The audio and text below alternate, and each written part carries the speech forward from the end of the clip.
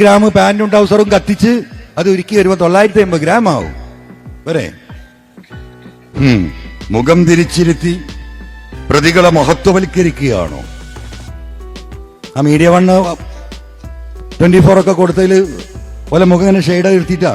അപ്പൊ ഞാൻ ഈ പുറത്ത് വിട്ട ഈ 2 കുട്ടികളോടും ഞാൻ പറഞ്ഞു, നിങ്ങൾക്ക് നേർക്ക് നേരെ മനുഷ്യന്റെ മുഖത്ത് നോക്കിയിരിക്കാൻ നിങ്ങൾക്ക് ധൈര്യം ഉണ്ടെങ്കിൽ ഓലിതൊക്കെ കണ്ടുകൊണ്ടിരിക്കുക, ഞങ്ങൾ ഉണ്ടാക്കാൻ തോന്നുന്നു. അപ്പം തിരിച്ചിരിക്കേണ്ട നേർക്ക് നേരെ ഇരുത്തി കൊടുത്തിട്ട് ഇതുവരെ ഈ നിമിഷം ഇന്ന് പോയെന്ന് എനിക്കറിയില്ല കേട്ടോ. ഇന്ന് ഞാൻ ഇതുമായി ബന്ധപ്പെടാൻ നിന്നിട്ടില്ല. അപ്പൊ ഈ സ്വർണം ആർക്ക് കൊടുക്കുന്നു ഇതുവരെ അന്വേഷണമില്ല. ആരിൽ നിന്ന് കൊണ്ടുവന്നു അന്വേഷണമില്ല.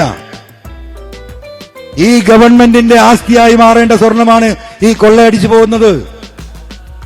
ഇത് കൃത്യമായ തെളിവുകളോടുകൂടി ഞാൻ ഇവിടെ സൂചിപ്പിച്ചതാണ് എന്റെ തെറ്റെങ്കിൽ പ്രിയപ്പെട്ട സഖാക്കളെ നിങ്ങളൊന്ന് ആലോചിച്ച് നോക്കിയാൽ മതി.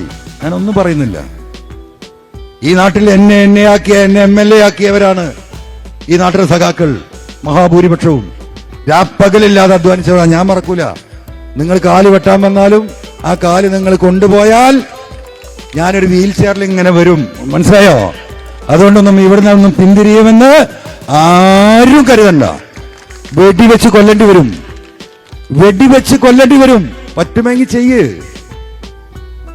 ചെയ്യ്, അല്ലെങ്കിൽ ജയിലിലിറക്കേണ്ടി വരും. പലതും വരുന്നുണ്ടല്ലോ. ഞാനേതായാലും അവനെ ഒരുങ്ങി നിൽക്കുക. ഇന്നിപ്പോ വാർത്ത വന്നപ്പോ ഞാൻ നമ്മളെ വേണ്ടപ്പെട്ടവരോട് പറഞ്ഞു, സിഗരറ്റ് നിങ്ങൾ കൊടുത്തരണം കേട്ടോ, ജയിലിൽ അവിടെ കിട്ടൂല. ഞാൻ ഇടയ്ക്ക് സിഗരറ്റ് വലിക്കലുണ്ട്. അത് മാത്രം നിങ്ങൾ ചെയ്തു തന്നാൽ മതി. അപ്പൊ ഞാൻ ഓരോ ദിവസവും ഓരോ മണിക്കൂറിലും തയ്യാറെടുക്കുക.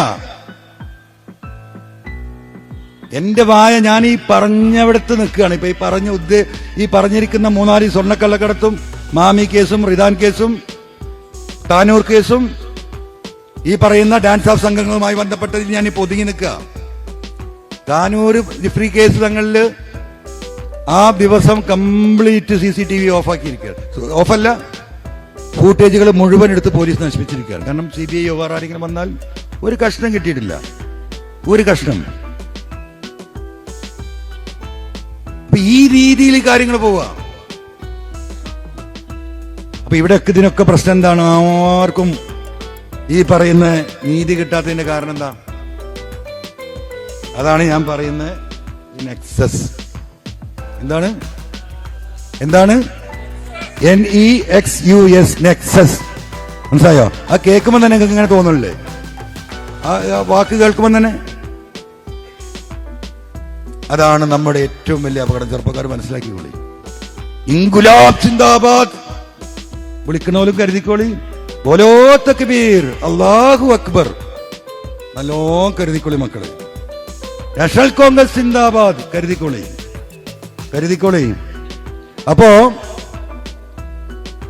ഇതിലൊരു വിഭാഗം ഭാരത് മാതാ കീ ജയ് അതും കൂടി കൂടും. ഇതൊക്കെ പാടെങ്ങനെയാ? ഇങ്ങനെ. മനസ്സിലായോ? വെറുതെ മനസ്സിലാക്കിയിട്ട് കാര്യമില്ല.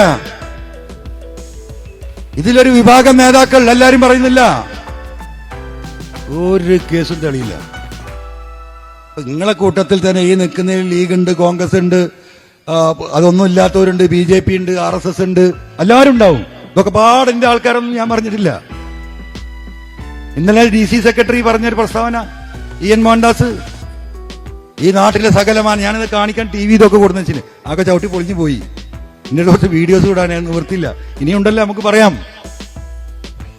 അപ്പൊ ഇന്ന് ഈ യോഗത്തിൽ പങ്കെടുക്കാൻ പോകുന്നത് ഈ നാട്ടിലെ ഏറ്റവും മോശപ്പെട്ട രാജ്യദ്രോഹികൾ. അന്നെടുത്ത് കേൾക്കണങ്ങൾ ഇന്നലെ അദ്ദേഹം നടത്തിയ പത്രപ്രസ്ഥാനം. ഈ കാണുന്നവരൊക്കെ കള്ളക്കടത്തുകാരാണ്, ഈ കാണുന്നവരൊക്കെ കൊള്ളക്കാരാണ്. ഒന്ന് സ്വയം അതിനുള്ളിൽ നോക്കണം. EN മോഹൻദാസിന്റെ സ്റ്റേറ്റ്മെന്റാ.